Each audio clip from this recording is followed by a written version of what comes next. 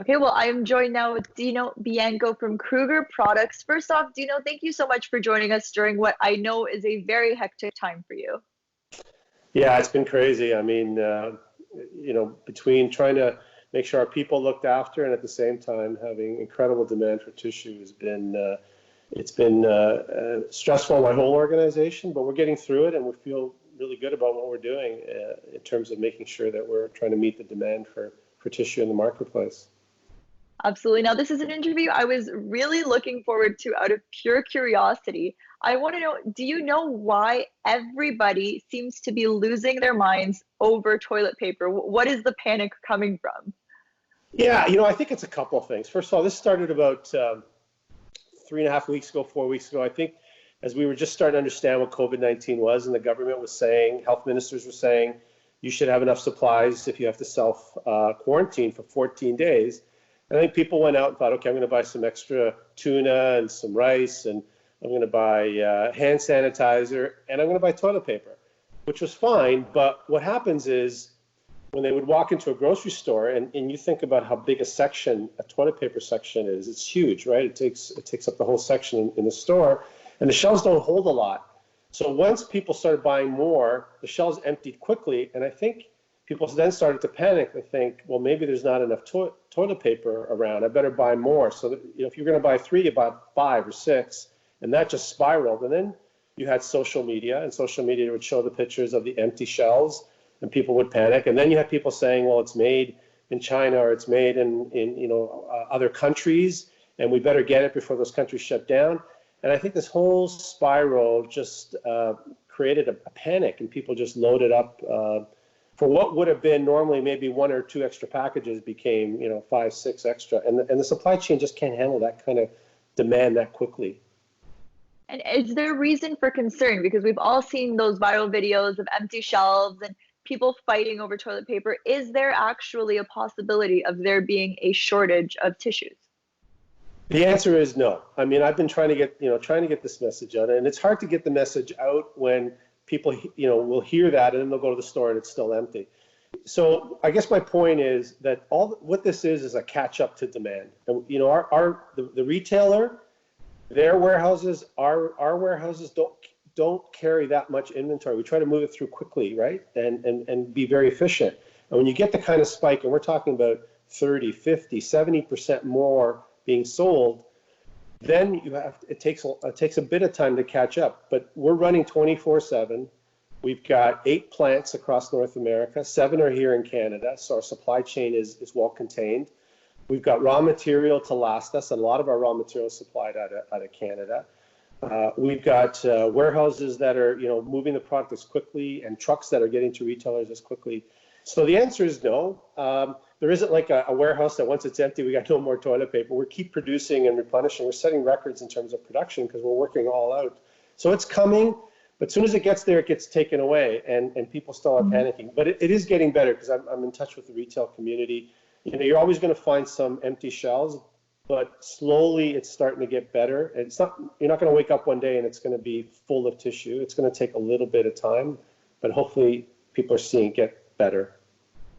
Of course. And have there been any efforts, or I guess any initiatives, to help out different populations that might not be able to get to the front of that race or that battle to get the stocked up toilet paper? I'm talking the elderly, the disabled.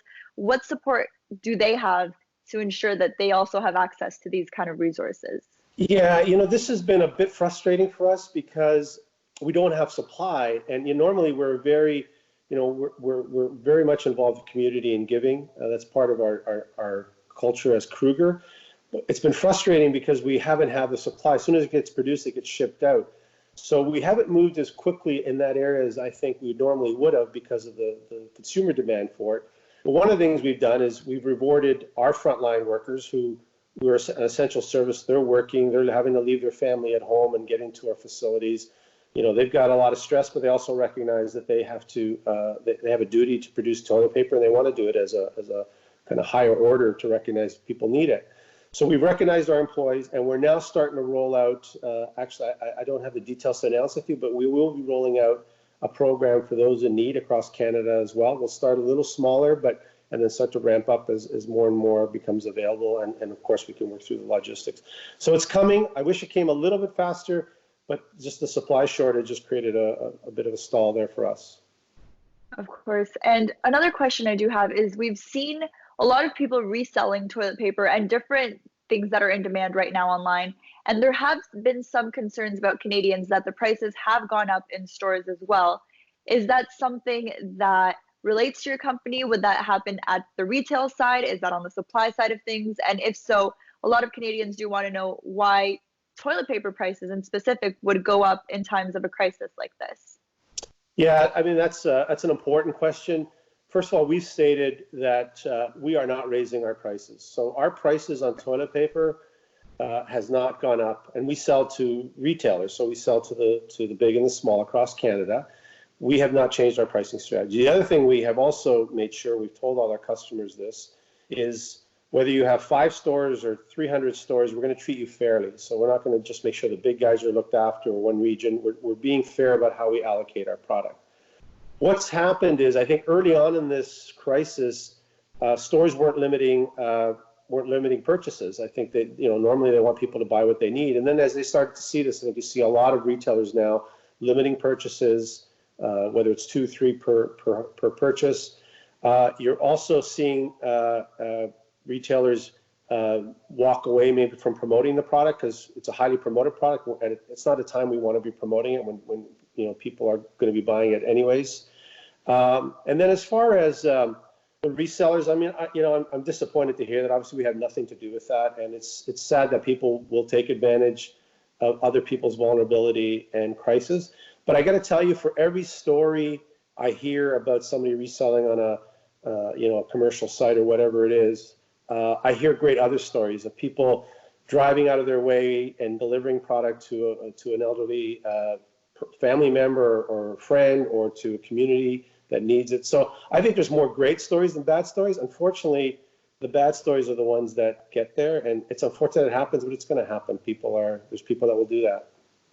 Absolutely. Well, in a lot of these interviews, we have been focusing on promoting, those random acts of kindness, going out and helping your neighbors and helping your friends that might not be able to get it. So those stories definitely do need to be told. And before we let you go, is there a message that you want to share to Canadians, that you want to share to our viewers during, of course, this difficult situation? For sure, I would share it on 2 fronts. One is, I've worked in the food and now the tissue business for over 30 years in Canada and the U.S. I know how good a supply chain we have here, probably one of the best in the world, in terms of the manufacturing, the raw materials, the supply chain, how we deliver the product, and how we work with retailers. So I would ask people not to panic. You're going to see some shortages in some items, particularly canned goods or stable grocery type products, but it's working its way through. And I'm so proud of the way the whole industry has responded, from retailers through to manufacturers, making sure that we're getting product out there. And I'd say it's the same story in tissue. I'm trying to encourage people not to panic. There is lots of tissue to go around. Sharing is caring. I mean, that's the line we're trying to use. Sharing is caring. And if you only need 2, don't buy 6, buy 2. And when you go back to the store in a month or 4 weeks, it's going to be there. Don't hoard. So, I mean, that's my message. And, I got a whole new respect for frontline workers that are out there. There's heroes in every crisis, from healthcare, obviously, to the people making products to get it out to the people selling it, and all the support networks. So it's been a moment of pride, even though it's a crisis and people are worried and stressed. It's been a moment of pride, and I think it's a great opportunity for heroes to be heroes. Thank you so much, Dino, for joining us today, and of course for getting this message out to the community. Great talking to you, Camille. Thank you. Take care.